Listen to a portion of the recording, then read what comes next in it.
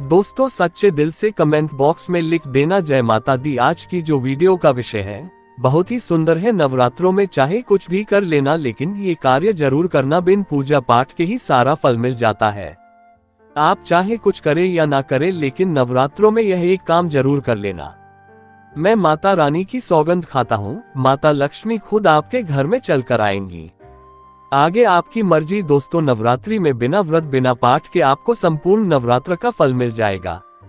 ये वीडियो ध्यान से देखना। अगर आपने व्रत नहीं रखा है कोई बात नहीं, आपको परेशान नहीं होना है, क्योंकि कभी कभी हम काम के चलते या फिर ऑफिशियल वर्क होता है या कभी कभी कुछ ऐसे हम कामों में फंस जाते हैं जिसके कारण हम माता रानी के नवरात्रों में उनको टाइम नहीं दे पाते। तो आपको परेशान नहीं होना है। अगर आपने व्रत नहीं रखा है कोई बात नहीं, पूजा नहीं कर रहे हैं नवरात्रि में कोई बात नहीं दोस्तों, बस ये एक काम आपको कर लेना है। नवरात्रि में जितने भी लोग पूजा पाठ करते हैं उससे भी आपको अधिक बढ़ करके फल प्राप्त होगा। तो ये वीडियो ध्यान से देखना। आज की जो मैं वीडियो बताऊंगा बहुत ही सुंदर है, ज्ञानवर्धक जानकारी है। इस प्रकार की जानकारी आप लाखों रुपए खर्च करेंगे फिर भी कोई नहीं बताने वाला। हमारे चैनल का मकसद है जनहित एवं जन कल्याण करना, इसलिए आप लोगों को इस प्रकार की अच्छी जानकारी सिखाते हैं। तो आइए इस वीडियो में जानते हैं नवरात्रि में ऐसा कौन सा कार्य करने से बिना व्रत बिना पूजा या फिर बिना कन्या भोजन के सारे फल की प्राप्ति हो जाती है।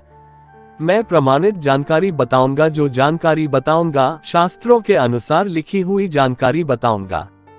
और अगर आप भी माता रानी के सच्चे भक्त हैं, माता रानी को मानते हैं, माता रानी के प्रति आपकी आस्था है, माता रानी के प्रति आपका विश्वास है, तो आप कमेंट बॉक्स में जय माता दी जरूर लिखना। इस वीडियो को लाइक कर चैनल को सब्सक्राइब जरूर करना। और हाँ, कमेंट बॉक्स में अपनी राशि भी डाल दीजिएगा। यदि आपकी राशि के अनुसार हमारे पास कोई उपाय होगा तो वहां आकर हम आपके कमेंट में रिप्लाई करके बता देंगे। चलिए समय ना लेते हुए मैं आप लोगों को जानकारी बताना चाहूंगा।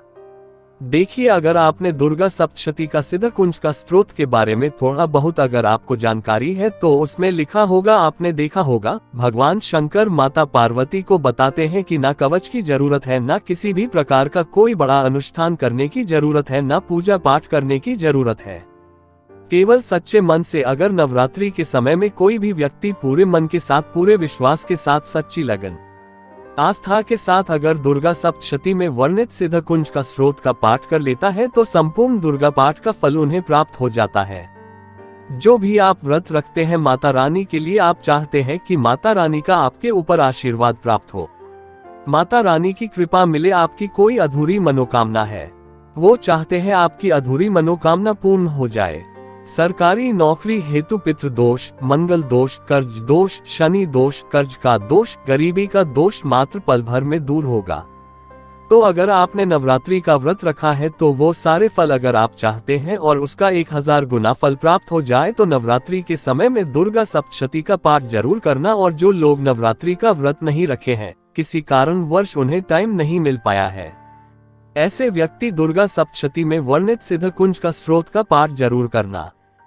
पूर्ण रूप से आपको नव दुर्गा माता का पूजा पाठ करने से, नव दुर्गा के 9 दिन व्रत करने से, कन्या भोजन कराने से जो फल प्राप्त होता है दोस्तों, केवल इस पाठ को सच्चे मन से अगर एक दिन अगर आप जो है नवरात्रि के दिन एक दिन बस केवल आप जो है बैठ करके जप लेते हैं तो पूर्ण रूप से आपको फल प्राप्त हो जाता है।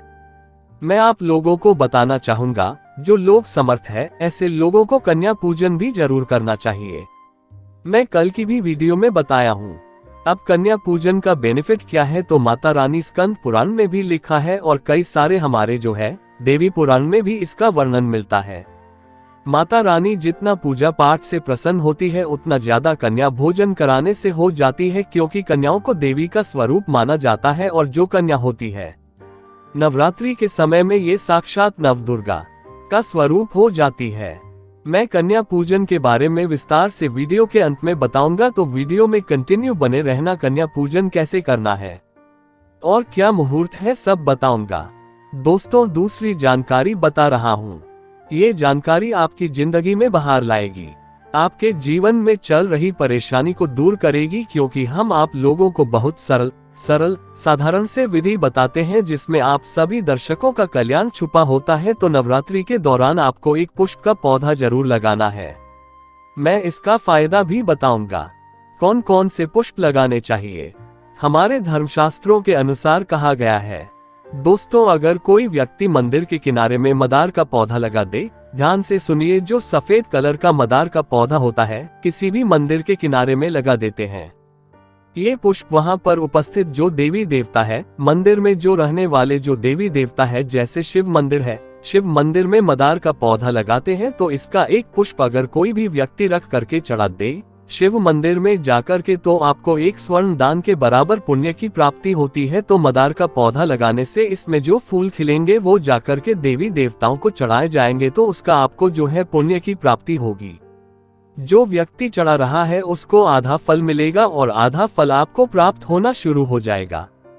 तो मदार का पौधा अगर कोई भी व्यक्ति नवरात्रि के समय में किसी भी शिव मंदिर है, माता रानी का मंदिर है, उनके समीप में जाकर के लगाता है तो अक्षय पुण्य की प्राप्ति होती है। ना इसमें आपको व्रत करना है, ना पूजा पाठ करने की जरूरत है। बस आप जो है कोई भी फूलों का पौधा लगा सकते हैं।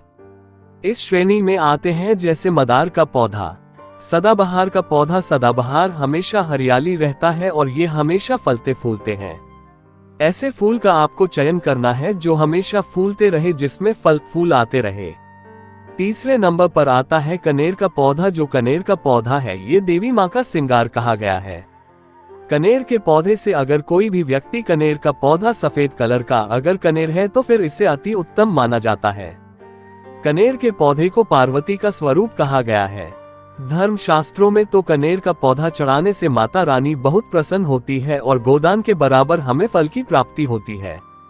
आप चाहते हो तो गुड़हल का पौधा लगा सकते हैं। दोस्तों, मंदिर के किनारे में, देवी मंदिर के किनारे में अगर कोई भी व्यक्ति गुड़हल का फूल का पौधा लगता है तो हमारे धर्मशास्त्रों में ऐसा कहा गया है, गुड़हल के वृक्ष पर साक्षात मां जगदम्बा का वास होता है। जी हाँ, ये मैं कोई हवा में हवाई बात नहीं कर रहा हूँ, प्रमाणित बात कर रहा हूँ। धर्मशास्त्रों में भी लिखा है आप माता रानी को 56 भोग लगाएं या ना लगाएं, कोई श्रृंगार का सामान चढ़ाए या ना चढ़ाए, इससे कोई फर्क नहीं पड़ता। लेकिन अगर कोई भी व्यक्ति नवरात्रि के समय में गुड़हल का पुष्प माता रानी को सच्चे मन से अगर माला पिरो करके 21 की संख्या में 11 की संख्या में चढ़ा दी जाए तो उस व्यक्ति की वह मनोकामना पूर्ण होने से साक्षात ब्रह्मा भी नहीं रोक पाते हैं। गुड़हल का फूल माता रानी को चढ़ाने से नवरात्रि में आपने पूजा पाठ व्रत रखे हैं, पूजा पाठ कर रहे हैं, कोई बात नहीं। अगर आप व्रत नहीं कर पा रहे हैं, पूजा पाठ में टाइम नहीं दे पा रहे हैं, तो गुड़हल का फूल माता रानी को नवरात्रि के किसी भी दिन एक दिन 21 माला पिरो करके माला बना करके माता को चढ़ा देना, संपूर्ण व्रत का फल मिल जाएगा। आपने नवरात्रि का व्रत रखा हो या ना रखा हो, इससे कोई फर्क नहीं पड़ता। बस गुड़हल का फूल माता रानी को चढ़ा देना। तो ऐसा कहा गया है, कोई व्यक्ति अपने जीवन काल में अगर नवरात्रि के समय में गुड़हल का पौधा लगा देता है और इस पौधे में फूल आना शुरू हो जाते हैं और ये फूल अगर देवी देवताओं को चढ़ना शुरू हो जाते हैं तो माता रानी आजीवन आपकी बिल्कुल ही मदद करेगी, आपके ऊपर अपनी कृपा बरसाएगी, आपको अपना पूर्ण आशीर्वाद देंगी और जब तक आप इस संसार में जिएंगे कभी भी निर्धन नहीं रहेंगे। देखिए, हमने आपको वीडियो के बीच में बताया था कि कन्या पूजन 2024 में कब है और क्या है शुभ मुहूर्त। आइए जानते हैं, लेकिन याद रहे कन्याओं को ऐसा खाना कभी मत खिलाना, नहीं तो उल्टा आप बर्बाद हो जाओगे। जानिए कन्याओं को क्या खिलाना चाहिए और क्या नहीं, और क्या उपहार देना चाहिए और कौन सा उपहार नहीं देना चाहिए। दोस्तों, इस बार के नवरात्रि बहुत ही शुभ और मंगलकारी माने जा रहे हैं। इस बार चैत्र नवरात्रि 9 अप्रैल दिन मंगलवार को शुरू होकर और इसका समापन 17 अप्रैल दिन मंगलवार को होगा। ऐसे में 18 अप्रैल दिन बुधवार को ही दुर्गा विसर्जन होगा। जो लोग माता रानी की स्थापना करते हैं, मूर्ति स्थापना करते हैं, वह दोस्तों नवरात्र की अष्टमी और नवमी तिथि पर कन्या पूजन का विधान है। इस बार महाअष्टमी तिथि 16 अप्रैल 2024 यानी कि इस दिन सोमवार है और नवमी तिथि 17 अप्रैल 2024 दिन मंगलवार को है। ऐसे में आप अष्टमी और नवमी को इन दोनों तिथि में कन्या पूजन अवश्य ही करें। कन्याओं को भोजन अवश्य खिलाएं। शास्त्रों में 9 दिनों के नवरात्रि को बहुत ही शुभ और मंगलकारी माना जाता है। और वहीं 8 दिनों के नवरात्रि को अच्छा नहीं माना जाता। ऐसे में 10 दिनों के नवरात्रि बहुत ही शुभ माने गए हैं। शास्त्रों के अनुसार नवरात्रि के दिनों में माता रानी का पूजन करने से, कन्या पूजन करने से माँ अभय वरदान प्रदान करती है। कुंडली में जो कष्ट होते हैं उन्हें ठीक कर देती है। श्रीधर की तरह ही सच्चे हृदय वाले व्यक्ति के सभी कष्टों का निवारण माँ शीघ्र ही करती है। माँ की उपासना से विनम्रता का विकास होता है। सभी कष्ट, दरिद्रता, दैख कष्ट नष्ट हो जाते हैं। नवरात्रि में माता रानी का व्रत और पूजन किया जाता है, लेकिन नवरात्रि के दौरान सबसे ज्यादा महत्व होता है कन्या पूजन का। दोस्तों, कन्या रानी जो होती है फूल की पंखुड़ियों की तरह नाजुक होती है। कन्या पूजन सर्वोप्रिय है, श्रेष्ठ है। कन्या के रूप में स्वयं जगदम्बा देवी माता वैष्णो नौ देवियां अर्थात समस्त ब्रह्मांड इनके शरीर के कण कण में वास करते हैं। बहुत कम लोग जानते हैं 33 कोटि देवी देवताओं का वास होता है कन्याओं के मस्तक पर। कन्या चाहे छोटी हो चाहे बड़ी हो, वह सदैव पूजनीय है, माँ के समान मानी जाती है। दोस्तों, माना जाता है और किसी उपासना से माता रानी इतना प्रसन्न नहीं होती है जितना कि कन्या पूजन से होती है। नवरात्रि में छोटी छोटी कन्याओं को माता रानी का स्वरूप माना जाता है। कन्याओं को भोग लगाया जाता है, उन्हें प्रसन्न किया जाता है और बदले में आशीर्वाद मांगा जाता है। कन्याओं को प्रसन्न करने के लिए गिफ्ट आदि उपहार वगैरह दिए जाते हैं। माना जाता है अगर कन्याओं को कोई भेंट दी जाए और वो उसे खुशी खुशी स्वीकार कर ले तो इसका मतलब है माता रानी। माता वैष्णो ने वो भेंट स्वीकार कर ली जिन पर कन्या प्रसन्न होती है, तो समझो उन्हें माता रानी का आशीर्वाद मिल गया और माता रानी की कृपा से उन्हें मुंह मांगा वरदान प्राप्त होता है। कन्या पूजन कोई मामूली पूजन नहीं होता। समस्त ब्रह्मांड में जो पूजा होती है उनसे बढ़कर कन्या पूजन को माना जाता है। 10 बार गंगा स्नान करने से और 100 बार यज्ञ करने से तथा 1000 बार यात्रा करने से जो पुण्य मिलता है वह मात्र एक बार कन्या पूजन करने से करोड़ों गुना भक्त को मिल जाता है, प्राप्त हो जाता है। दोस्तों, इसीलिए कहा जाता है कि कन्याओं को सताना नहीं चाहिए, इससे समस्त ब्रह्मांड हिल जाता है। कन्याओं की जितनी सेवा की जाए कम ही होती है। कन्याएं कोई मामूली नहीं होती। कन्या के रूप में स्वयं उनके मस्तक पर विराजमान होकर स्वयं देवी चलकर आपके घर तक आती है। नवरात्रि में 2 साल से लेकर 10 साल तक की कन्या का पूजन होना चाहिए। अष्टमी अथवा नवमी को कन्याओं के पैर धोकर भोजन कराना, उपहार आदि देना श्रेष्ठ माना जाता है। दुर्लभ माना जाता है, ऐसा मौका कभी हाथों से नहीं जाने देना चाहिए। इस दिन जितना ज्यादा हो सके कन्याओं को हाथ पकड़कर, पैर पकड़कर अपने घर तक लेकर आए। दोस्तों, वीडियो में आगे बढ़ने से पहले आप अपनी राशि भी कमेंट बॉक्स में जरूर डाल दीजिएगा। यदि हमारे पास कोई उपाय होगा तो वह आकर हम आपके कमेंट के रिप्लाई में बता देंगे। कोई भी राशि के अनुसार अगर उपाय करता है तो माता वैष्णो बड़ी प्रसन्न होती है और ऐश्वर्य धन प्रदान करती है, मालामाल बना देती है। इसीलिए राशि कमेंट में जरूर छोड़ें। और हाँ, माता को एक लाइक जरूर करें, लाइक करने में कंजूसी ना करें। दोस्तों, कैसे करें कन्याओं का स्वागत? कन्या जब आपके घर आए तब सभी के पैरों को दूध और पानी से उनके पैरों को धुलाना चाहिए। खासकर पुरुषों को कन्याओं के पर आवश्यक धोने चाहिए, इससे मैया वैष्णो प्रसन्न होती है। दोस्तों, फिर उसके बाद कन्याओं को किसी साफ जगह पर जमीन पर कपड़ा बिछा कर बैठाना चाहिए। उनके माथे पर अक्षत, फूल और कुमकुम लगाना चाहिए। फिर उसके बाद भोजन ग्रहण करवाना चाहिए, लेकिन हमेशा याद रहे कन्याओं की थाली में 3 पूरियां कभी ना रखें। इसे शुभ नहीं, घोर अशुभ माना जाता है। 3 पूरियां तथा 3 रोटियां मरने वाले व्यक्ति के लिए निकाली जाती है और जेल में कैदियों के लिए दी जाती है। ऐसे में कन्याओं को उनकी थाली में 3 पूरी कभी ना दें, लेकिन 1-2 करके पूरियां दे सकते हैं। इससे 3 संख्या बढ़ जाती है और दोष भी नहीं लगता। दोस्तों, कन्याओं को खाना खिलाने के बाद अंतिम में कन्याओं के सर पर लाल चुनरी उड़ाना चाहिए और भोजन में आपको खीर, पूरी, हलवा, चना तथा आलू की सब्जी, छोले वगैरह की सब्जी खिलानी चाहिए। पनीर आदि भी खिलाया जा सकता है। वैसे माता रानी का प्रिय भोजन खीर, हलवा, पूरी और छोले आंधी ही है, लेकिन भूल से भी लहसुन और प्याज का इस्तेमाल कभी ना करें, अन्यथा अनर्थ हो जाएगा। अक्सर कई लोग कन्याओं को कुरकुरे का पैकेट, चिप्स वगैरह का पैकेट खिलाते हैं, जो कि घोर अनर्थ माना जाता है, क्योंकि इसमें लहसुन, प्याज का इस्तेमाल होता है, जिसके कारण आपका व्रत खंडित हो सकता है। माँ दुर्गा क्रोधित हो सकती है। जहां आपने 9 दिनों तक लहसुन प्याज का परहेज किया, लेकिन आपकी एक गलती पूरे व्रत को खंडित कर सकती है। इतना भी नादान नहीं बनना चाहिए कि माता रानी रुष्ट हो जाए और कन्याओं को भी अशुद्ध होना पड़े। कन्याओं को डब्बा बंद कोई भी ऐसी चीज न खिलाएं जिसमें लहसुन प्याज होता है। कई चीज तो ऐसी होती है मार्केट में जिसके अंदर लहसुन प्याज का इस्तेमाल होता है। ऐसा आप कभी मत करना दोस्तों। कई लोग कन्या पूजन में खाना घर पर नहीं बनाते और मार्केट से रेडीमेड लाकर ही खिलाते हैं तथा दही जलेबी खिलाते हैं, जो कि शुभ नहीं माना जाता। दोस्तों, ऐसा खाना वो लोग खिलाते हैं जिनके घर में मान लीजिए कोई दुर्घटना आदि हो गई है या घर में कोई बीमार है या कोई मुसीबत है, तब वो ऐसा करते हैं। लेकिन अगर आप स्वस्थ हैं, आपको कोई पीड़ा नहीं है, तो ऐसा भूलकर भी नहीं करना चाहिए। माता रानी दही जलेबी नहीं, आपके हाथों का बना भोजन खाना चाहती है, आपका प्यार चाहती है। फिर चाहे आप घर में एक ही पूरी क्यों ना बनाएं माता के लिए, पर आप स्वयं ही अपने हाथों से माता रानी को भोजन खिलाएं। देखिए, भले ही आप दही जलेबी खिला सकते हैं, परंतु माता को घर का बना हुआ शुद्ध भोजन ही अति प्रिय है। खासकर नवरात्रों के दौरान घर में पक्का खाना अवश्य बनाना चाहिए। माता रानी बहुत प्रसन्न होती है। घर का बना पक्का खाना ही कन्याओं को खिलाना चाहिए। हमेशा याद रखें, कन्याओं को प्लास्टिक के बने दोने में खाना नहीं खिलाना चाहिए। ऐसे बर्तन पूजा पाठ के लिए शुभ नहीं अशुभ होते हैं, क्योंकि प्लास्टिक के ज्यादातर बर्तन जो होते हैं जानवरों की हड्डियों द्वारा बनाए जाते हैं। इसीलिए ऐसा पाप मत करना। कन्याओं को हमेशा स्टील के बर्तन या पत्तों से बने बर्तनों में ही भोजन कराना चाहिए। बहुत ही शुभ माना गया है। अगर पेड़ के पत्ते में भोजन कराते हैं तो माता अभय वरदान प्रदान करती है।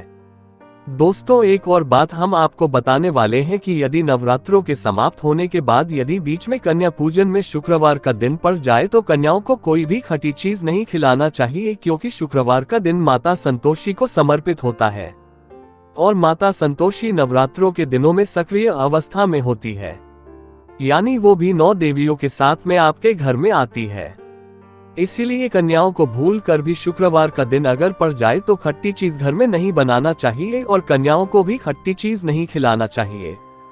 घोर पाप लगेगा, आपका किया कराया सब बर्बाद हो सकता है। खट्टी चीजों से माता संतोषी रुष्ट हो सकती है, चिढ़ सकती है, आपको श्राप दे सकती है। इसीलिए नादान ना बने दोस्तों। भोजन कराने के बाद कन्याओं की थाली में एक लौंग जरूर रखना चाहिए, क्योंकि लौंग देवी शक्ति तथा दुर्गा माँ को बहुत प्रिय है। लौंग माता शक्ति का प्रतीक होती है। लौंग में नव दुर्गा का वास होता है। इन 9 दिनों में माता रानी को लौंग का भोग ही लगाया जाता है। तो खाना खाने के बाद कन्याओं को लौंग अवश्य अर्पित करें। माता रानी को अमृत से बढ़कर लौंग प्रिय है, इसीलिए कन्याओं को थाली में चुपचाप एक लौंग जरूर रख दे। आपका भाग्य चमक जाएगा। माता लक्ष्मी आपके जीवन में धन की कोई भी कमी नहीं होने देंगे। दोस्तों, आपको बता दे कन्याओं को उपहार में क्या दे। कन्याओं को खुश करने के लिए उनकी थाली में दक्षिणा डालें, ताकि आप में संपन्नता बनी रहे तथा धन की कोई भी कमी ना हो। कन्या जब आपके घर से खुशी खुशी धन लेकर जाती है तो वह भी आपको खुशी खुशी कई गुना आपको धन प्रदान करती है। इस समय कंजूसी मत करना, खुशी खुशी कन्याओं को धन अवश्य देना। कन्याओं को कोई सुंदर गिफ्ट दे सकते हैं। शास्त्रों में बताया जाता है कि कन्या जितना खुश होती है, माता रानी उतना ही जल्द फल की प्राप्ति प्रदान करती है। ऐसे में आप कन्याओं को चॉकलेट बॉक्स दे सकते हैं तथा खूबसूरत कपड़े दे सकते हैं। याद रहे, काले कपड़े ना दें और स्टील के बर्तन भी गिफ्ट के तौर पर दे सकते हैं। याद रहे कि कन्याओं को लोहे का कोई भी सामान नहीं देना चाहिए, नहीं तो राहु केतु का प्रभाव आपके जीवन में प्रवेश कर जाएगा। राहु काल तथा राहु दोष आपको लग जाएगा, आप बर्बाद भी हो सकते हैं। दोस्तों, जब कन्या अपने घर के लिए प्रस्थान करे तो उनके चरण जरूर छू ले और अपने मन में अपनी प्रार्थना को पूरा करे। सच्चे दिल से मांगी हुई मुराद माता रानी अवश्य ही पूरी करती है। सच्चे दिल का मतलब होता है मन में कोई भी लालच ना हो, और अगर वो लालच माता को पाने के लिए बन जाए तो उसे बोलते हैं सच्ची श्रद्धा और सच्ची भक्ति। ऐसी भक्ति के आगे स्वयं 33 कोटि देवी देवता आपको नमस्कार करते हैं। दोस्तों, नवरात्रों के दिनों में अगर मिल जाए आपको ये संकेत तो समझो माँ दुर्गा आपके घर में आ चुकी हैं। ये संकेत बताते हैं माँ दुर्गा का आशीर्वाद आपको प्राप्त होने वाला है। तो आइए शुरू करते हैं दोस्तों। पहला संकेत, जब आप कलश स्थापना करते हैं तो जौ से निकली हरियाली बहुत ही शुभ मानी गई है। कहा जाता है कि जौ से निकली हरियाली हमारे भविष्य में होने वाले अच्छे और बुरे होने का संकेत देती है। ये सभी बातें हमारे आने वाले साल का भविष्य बताती है। यदि आपने जौ बोए हैं और वो किसी कारणवश नहीं हो पाए हैं तो ये संकेत बड़ा ही मनहूस माना गया है। कहा जाता है कि नवरात्रों में जौ अगर सूख जाते हैं या बढ़ते नहीं हैं तो आपको समझ लेना चाहिए कि ये साल आपका खराब होने वाला है तथा घर में कोई बीमारी आने वाली है या दिन दुगनी रात चौगुनी आपकी कमी होने वाली है या घटने वाली है। दोस्तों, ये धन हानि का संकेत माना गया है क्योंकि आपने कोई ना कोई गलती ऐसी कर दी होगी जिसके कारण माता रानी नाराज हो गई हैं। इसीलिए माता से आप क्षमा अवश्य मांग ले। माँ अपने भक्तों को अवश्य माफ करती है। एक माँ ही होती है जो अपने बेटे को, अपने लाल को हर गलती पर माफ करती है। लेकिन ऐसा बेटा किस काम का जो माँ से माफी ना मांगे। इसीलिए माता रानी से अपनी गलती की माफी अवश्य मांग ले। मैया वैष्णो अपने भक्तों को कभी निराश ही नहीं करती बल्कि उन्हें धन धान्य से और खुशियों से परिपूर्ण बना देती है। और दोस्तों, यदि जौ हरे भरे हो जाते हैं तो ये शुभ संकेत होता है। इससे आने वाले समय में आपको बहुत ज्यादा ही धन लाभ होगा। माना जाता है कि 1 रुपया का सिक्का या चांदी का कोई भी सिक्का जौ के बीचों बीच में अगर मिट्टी में दबा दिया जाए तो घर में सुख समृद्धि आती है। माता लक्ष्मी दौड़ी दौड़ी चली आती है। जौ के अंदर हमेशा 1 रुपया का सिक्का अवश्य डालना चाहिए, को खाली नहीं रखना चाहिए। उसमें धन वगैरह अवश्य डालना चाहिए। इससे माता का आशीर्वाद सदैव परिवार पर बना रहता है और जीवन में कोई भी संकट नहीं आता। खाली जो मतलब धन भी खाली, खुशियां भी खाली ही मिलेंगी। दोस्तों, नंबर 2, यदि आपकी नींद नवरात्रों के दौरान सुबह 4 बजे के आसपास खुलती है तो इसे बड़ा ही शुभ संकेत माना जाता है क्योंकि यह समय ब्रह्म मुहूर्त कहलाता है। इस समय देवी शक्ति अपने सच्चे भक्तों को ही जगाती है। इस समय उठना मतलब माता की कृपा प्राप्त करने के बराबर माना गया है। ये संकेत बताते हैं कि माता की सच्ची भक्ति का प्रभाव आपके ऊपर हो चुका है और माता रानी आपको जल्दी ही कोई खुशखबरी देने वाली है। माँ आपकी सच्ची भक्ति से बहुत खुश है। दोस्तों, नंबर 3, यदि नवरात्रि में आपका मन प्रसन्न होने लगे, पूजा पाठ में आपका मन लगने लगे। पूजा करते समय मन का शांत होना ये दर्शाता है कि आपको बहुत जल्द माँ की कृपा प्राप्त होने वाली है। माता रानी आपकी भक्ति से बहुत खुश है। आपकी भक्ति माता रानी को आनंद दे रही है। ऐसे व्यक्ति को समझ जाना चाहिए कि उसके जीवन में अब अच्छा समय आने वाला है। दोस्तों, नंबर 4, नवरात्रों के दौरान अगर माँ के गले से फूल गिर जाए तथा जौ के हरे भरे पत्ते अगर बिन हवा के हिल जाए तो इसे अति उत्तम माना गया है। ये संकेत बताता है कि माता रानी का आगमन आपके घर में अस्थायी रूप से हो चुका है। आपको माता लक्ष्मी की कृपा प्राप्त होने वाली है। ये संकेत कुछ खास लोगों को ही दिखाई देते हैं। माना जाता है कि पूजा करते समय अगर धुआं अधिक बढ़ जाए तो इससे ये पता चलता है कि आपके घर से गरीबी हमेशा हमेशा के लिए जाने वाली है। भूत प्रेत आत्माएं अब आपके घर से हमेशा के लिए जाने वाले हैं। पूजा करते समय धुएं का अधिक होना बहुत ही शुभ और मंगलकारी माना गया है। ये संकेत भविष्य में अच्छे परिणाम को दर्शाते हैं। दोस्तों, नंबर 5, द्वार पर गाय का आना। वेदों में बताया जाता है कि नवरात्रि के दौरान गाय माता का घर में आना बड़ा ही शुभ संकेत माना गया है। नवरात्रि में द्वार पर गाय का आना अत्यंत शुभ है। यदि आपके भी द्वार पर गाय आती है तो गाय के माथे पर कुमकुम लगाना ना भूले तथा गाय को रोटी जरूर खिलाएं। इससे माँ दुर्गा अत्यंत प्रसन्न होंगी और आपकी झोली खुशियों से भर देंगी। द्वार पर गाय का बार बार आना भी जीवन में आने वाले अच्छे संकेतों की ओर इशारा करता है। दोस्तों, नंबर 6, सपने में शेर का दिखाई देना। अगर आपके सपनों में माँ दुर्गा दिखाई देती है अर्थात कोई भी देवी अगर आपके सपनों में दिखाई देती है तो बड़ा ही शुभ माना गया है। नवरात्रों के पावन अवसर पर माता के दर्शन किसी खास भक्तों को ही होते हैं। ये सपने कभी किसी को शेयर मत करना। यदि माता की सवारी तथा शेर रात्रि में सपने में बार बार दिखाई देता है तो माँ दुर्गा आपसे प्रसन्न है।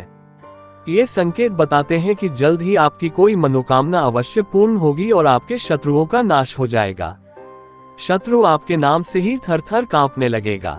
माँ दुर्गा का वाहन शेर है, इसीलिए नवरात्रि में शेर का दिखाई देना अत्यंत शुभ संकेत होता है। दोस्तों नंबर 7, यदि कोई छोटी कन्या आपको सुबह सुबह लाल वस्त्र धारण किए हुए दिखाई देती है तो आपने साक्षात मां दुर्गा के दर्शन किए हैं। यदि नवरात्रों में सबसे पहले आपके घर में कन्याओं का आगमन हो जाए तो समझो आपको दुनिया की कोई भी शक्ति, ब्रह्मांड की कोई भी शक्ति आपको करोड़पति होने से नहीं रोक सकती। आपके जीवन में, आपके घर में माता लक्ष्मी का आगमन होने वाला है। आप दिन दुगनी रात चौगुनी तरक्की करेंगे। अब आप खुशियां मनाएं और मिठाइयां बांटें। ऐसे में कन्याओं को भरपूर तरीके से खुश रखें और उनका आगमन दूध से चरण धुलाकर करें। कोई भी कंजूसी ना करें। दोस्तों